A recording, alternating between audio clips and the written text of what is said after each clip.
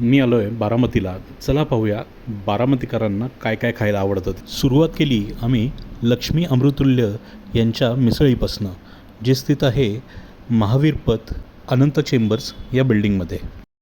यांची मिसळ खूपच छान आहे.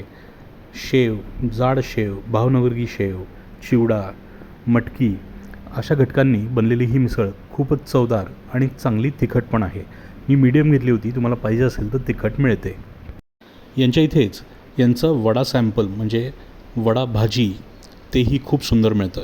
यांच्या या वडा सॅम्पलचाही मी खूप मस्त आनंद घेतला. पुढचं ठिकाण म्हणजे कचेरी रोडवर स्थित हे श्री स्वामी समर्थ स्नॅक सेंटर. यांचा साबुदाणा वडा खूपच सुंदर असतो. एका प्लेटमध्ये 2 वडे, शेंगदाण्याची चटणी आणि मिरचीचा ठेचा येतो. बघूया श्री स्वामी समर्थ स्नॅक सेंटरचा हा साबुदाणा वडा कसा आहे तो.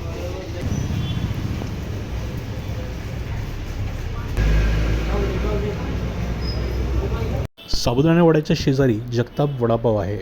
यांच्या वडापावाबद्दलही खूप कौतुक ऐकलं आहे. चला बघूया यांचा वडापाव कसा आहे ते. यांचा वडापाव चवीला खूपच सुंदर होता. वडा छान मोठा होता आणि चटणी मात्र छान गोड आणि लसणाची तिखट अशी मिश्रित होती. एकूणच या वडापावला खूप सुंदर चव देत होते. पुढे आम्ही भेट दिली सिनेमा रोडवर स्थित अमृता प्युअर व्हेज या हॉटेलला. हे बऱ्यापैकी जुनं आणि प्रसिद्ध हॉटेल आहे बारामतीकरांसाठी. इथे साऊथ इंडियन, पंजाबी एकूणच सर्व पदार्थ चांगले मिळतात असं ऐकलं होतं, म्हणून मी इथे घेतला एक मसाला डोसा.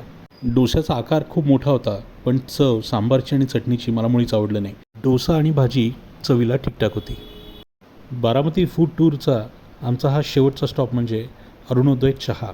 कचेरी रोडवर स्थित अरुणोदय चहा हा अतिशय प्रसिद्ध आहे. मी अनेक वेळा इथे चहा पिऊन गेलेलो आहे. यांचा चहा दाट, मस्त कडक आणि दुधाळ असा आहे. गोडसरपणा जर म्हणालात तर तोही अगदी प्रमाणात असतो. म्हणूनच माझा बारामतीचा आवडता चहा म्हणजे हा अरुणोदय चहा. तुम्ही जर बारामतीकर असाल तर मला या कवर केलेल्या स्पॉट्सबद्दल काही माहिती द्या आणि काही नवीन स्पॉट्स असतील तर तेही खाली कमेंट करून सांगा. आणि बाकीच्यांनी तुम्ही बारामतीत गेलात तर हे सर्व स्पॉट्स नक्की जाऊन पहा.